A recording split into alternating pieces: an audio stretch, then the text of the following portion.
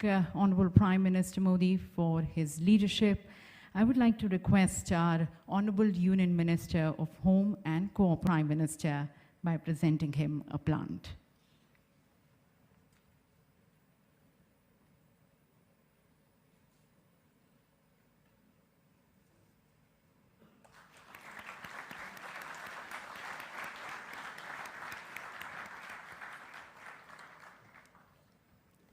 Thank you, Honorable Minister, sir. And I now request and invite the Director General of NIA, the National Investigation Agency, Shri Dinkar Gupta ji, for his welcome address.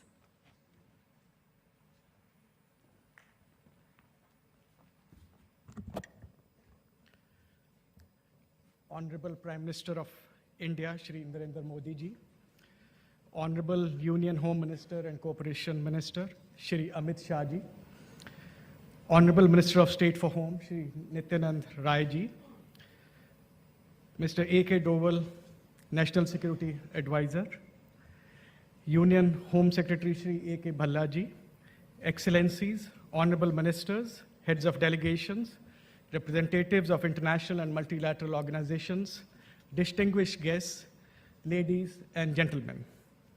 It's an honor for me to extend a very warm welcome to all of you at the third No Money for Terror Ministerial Conference on Counter-Terror Financing. On behalf of the Ministry of Home Affairs, the National Investigation Agency, and the people of India.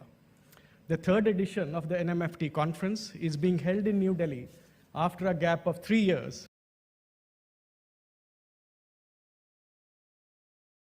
since the second conference in Australia in November 2019. As the host nation, India is delighted to witness this coming together of 78 countries and 16 organizations on the issue of terrorism, which is the single biggest threat to peace, security, and development in the world. Your presence here today is indeed a manifestation of our collective will and determination to fight the menace together. It's an honor and a privilege for me to extend a very warm welcome to the Honorable Prime Minister of India, who has kindly consented to inaugurate this conference. Sir, your zero tolerance policy to terrorism, whole of government approach, along with the strong and resolute leadership provided by you, has brought about a remarkable change in the security scenario of the country. Ladies and gentlemen, I'd like to share with you that there has been a significant reduction in terrorist activity in India during the leadership of the Honorable Prime Minister in the last 8.5 years. There has also been a large decrease in the overall economic impact of terrorism on India during this period. Sir, your presence here today is symbolic of India's unwavering commitment to the fight against global terrorism and the need for strengthening international cooperation to ensure security across the world. It also gives me great pleasure to welcome Honorable Union Home Minister and Cooperation Minister Shri Amit Shah ji, whose consistent efforts, clear direction, and competent stewardship of the security apparatus have led to a paradigm shift in security and policing in India. The robust counter-terror response under his leadership has led to the destruction and dismantling of terrorist networks and the terror ecosystem. Sir, we are indeed grateful to you for your direction and support at all times. Ladies and gentlemen, as you all know, choking and disrupting financial flows to the terrorists is one of the most effective ways to fight terrorism. The inaugural No Money for Terror Ministerial Conference hosted by France in 2018 called for a collective involvement in the fight against terrorist entities, groups, and individuals. The 2019 conference hosted by Australia built on the Paris Agenda and highlighted the best practices to counter-terrorism financing and the need to develop strong coordination and partnerships among nations. The third NMFT conference, which has brought us all together today, aims to place special emphasis on the recent trends in terror financing and the emerging terror funding channels and technologies. Technology has become a key enabler of terror financing today. The growing use of digital assets and cryptocurrencies, online payment systems, and crowdfunding platforms provide new channels for terror funding. At the same time, the traditional methods such as conventional banking channels, remittances, money laundering, and the misuse of non-profit organizations continue to be exploited. It is therefore essential to put in place robust legal and operational frameworks and share the technical expertise to detect, investigate, and prosecute terror financing cases in such a scenario. We look forward to hearing the views and experiences of the countries and organizations present here today, which would go a long way in strengthening the global response to the complex issue of financing of terror. Thank you. Jai Hind.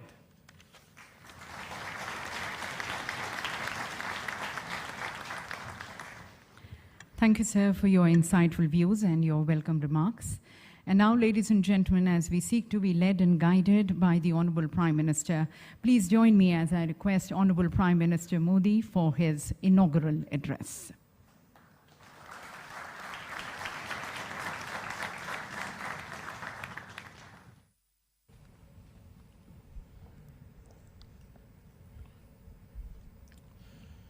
My colleague in the Union Cabinet, Shri Amit Shah,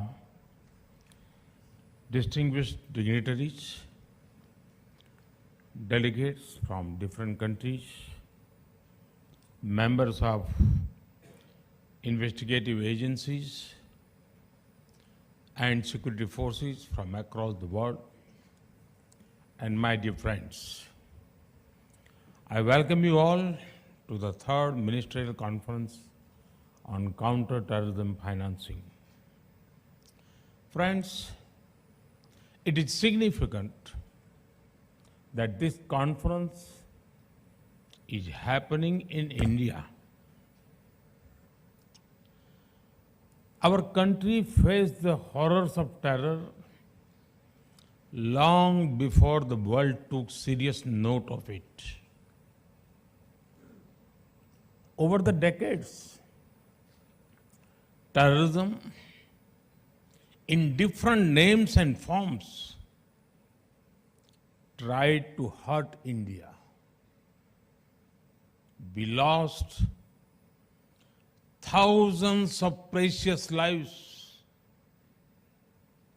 but we have fought terrorism bravely. The delegates have a chance to interact with a country and people who have been firm in tackling terror. We consider that even a single attack is one too many. Even a single life lost is one too many. So, we will not rest till terrorism is uprooted. Friends, this is a very important gathering. It should not be seen as a gathering of ministers only, because it deals with a subject that impacts entire humanity. The long-term impact of terrorism is particularly hard on the poor and on the local economy, be it tourism or trade. Nobody likes an area that is constantly under threat. And due to this, the livelihoods of people are taken away. It is all the more important that we strike at the root of terror financing. Friends, in today's world, ideally, there should be no need for anyone to remind the world of the dangers of terrorism. However, there are still certain mistaken notions about terrorism in some circles.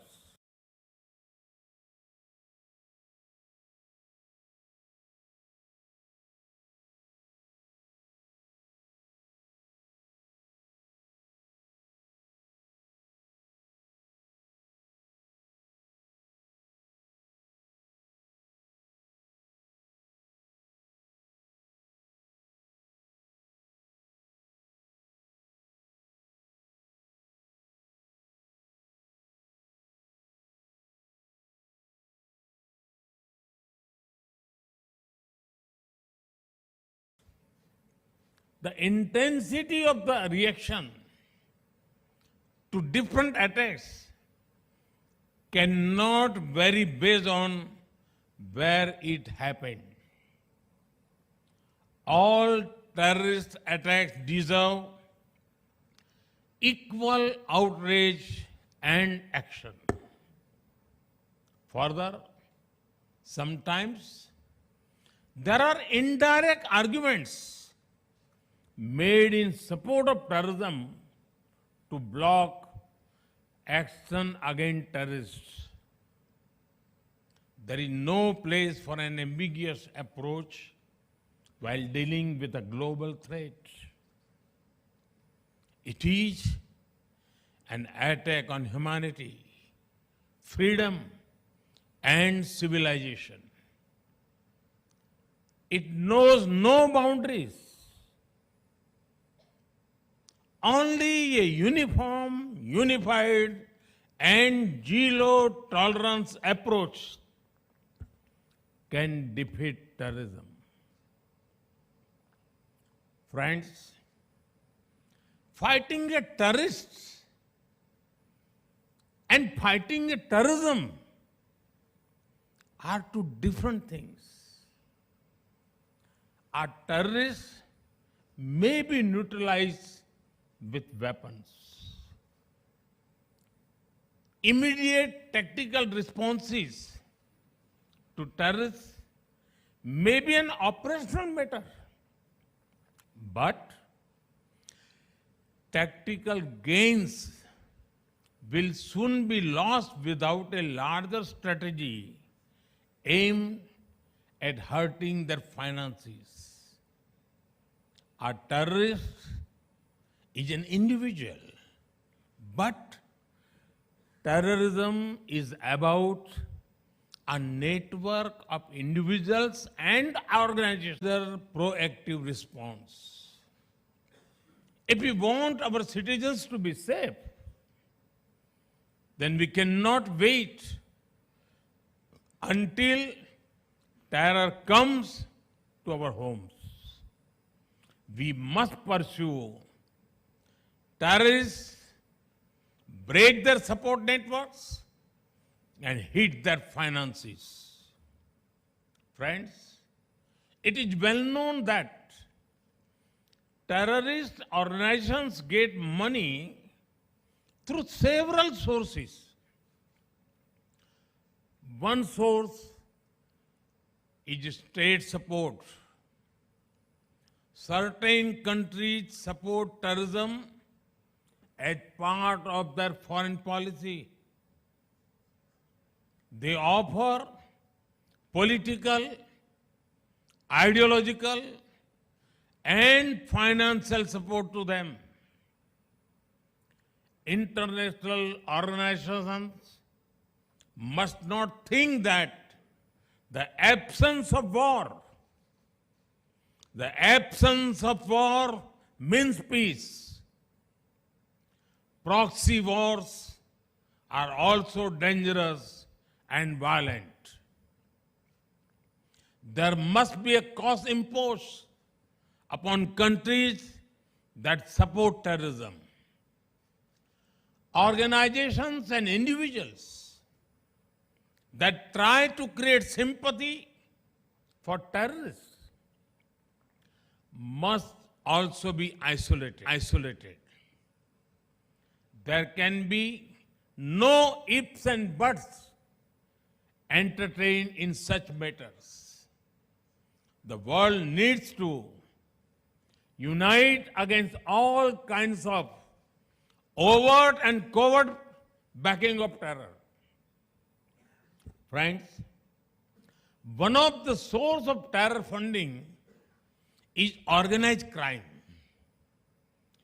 Organized crime should not be seen in isolation. These gangs often have deep links with terrorist outfits.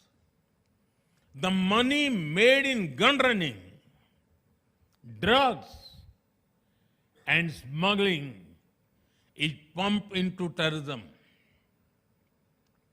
These groups help with logistics and communication too.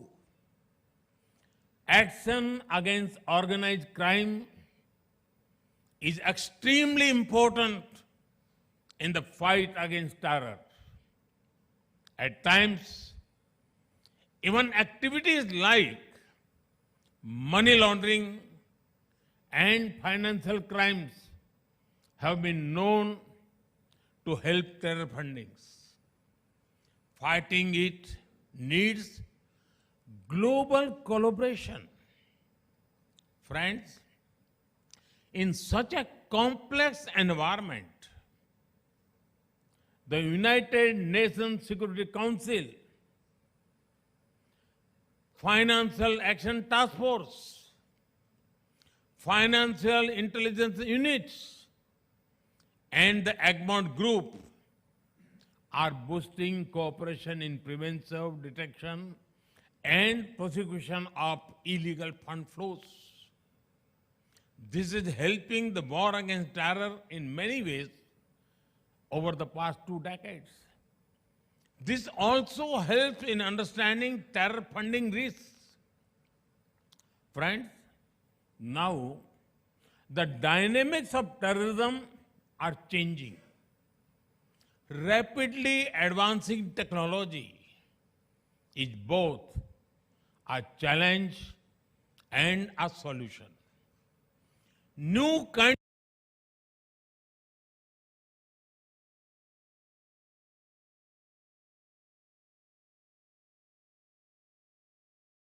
of technology are being used for terror financing and recruitment.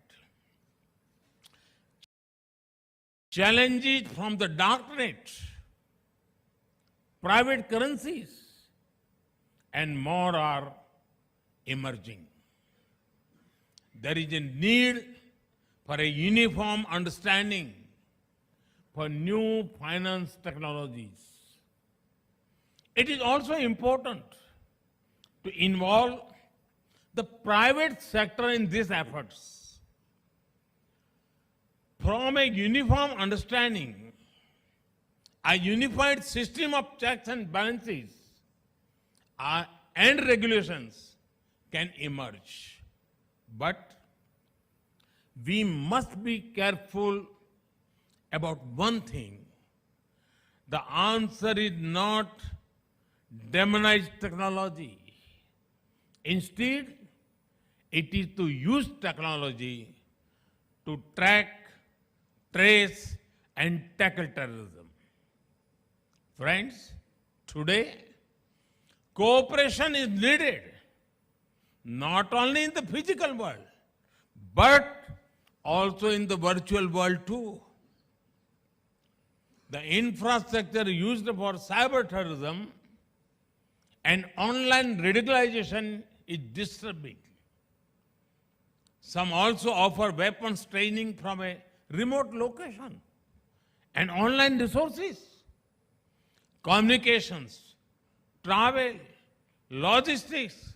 There are many links of the chain in different countries.